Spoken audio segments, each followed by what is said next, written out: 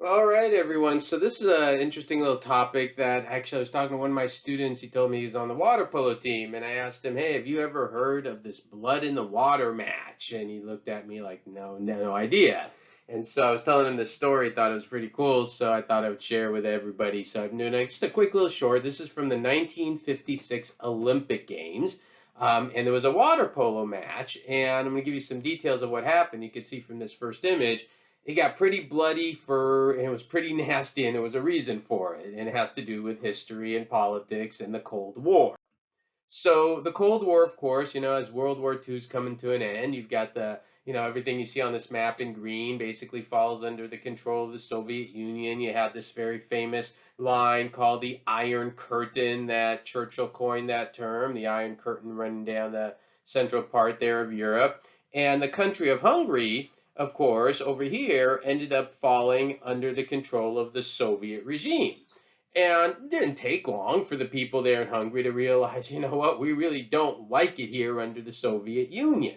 And so as we get to 1956, there was quite a bit of people in Hungary saying, we just don't want to be part of this. And they started to make a bit of noise and ruckus. And so in Budapest, specifically in 1956, a bunch of students rose up, they protested, they toppled statues of Stalin, and the Soviets didn't like this too much. They sent in November of 1956. They sent Soviet tanks into the area. The uprising was of course suppressed. There was at least 2,500 Hungarians killed. There's some reports that said it was even a lot larger than that. There were 200,000 refugees. I mean, the Soviets did this to a lot of different Eastern Bloc nations. They just went in there, their tanks, and they took control. And hammered down on a lot of people. There were even accounts that, at least according to some accounts, that the water polo team was training, and they could even hear the gunfire and the attacks happening while they were training. Now, this was November of 1956. The Olympics were in Australia, so we think of the Summer Olympics, but remember, summer down there is in winter. And so in December, the Olympics were held in Australia. And so when the Olympics were held, there was a famous water polo match that took place between Hungary and the Soviet Union.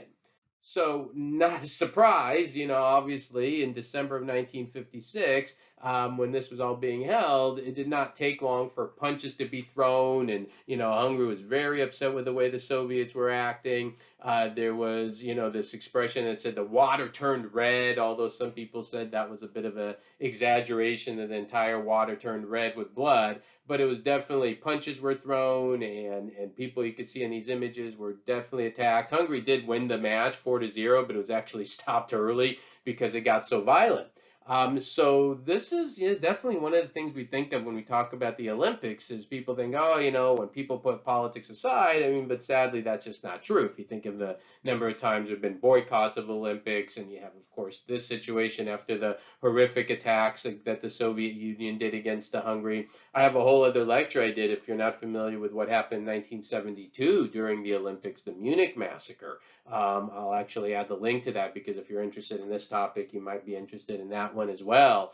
But yeah, definitely one of those little stories that was a Cold War story, where the politics of the Cold War ended up seeing itself in the waters of an Olympic game in a pool. So everybody who plays water polo told me it's a pretty brutal sport as it is, and so I think you combine it with the anger and animosity. It's not a surprise it got pretty intense.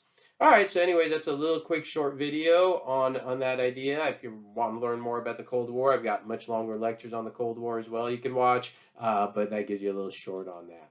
All right, hope you found that interesting and you learned something new. Everyone have a great day, and yeah, if you want, watch the one on the Munich massacre as well. I think you'll find that very fascinating as well. At the time I'm recording this was just the 50th anniversary of Munich. All right, everyone have a great day. Thank you.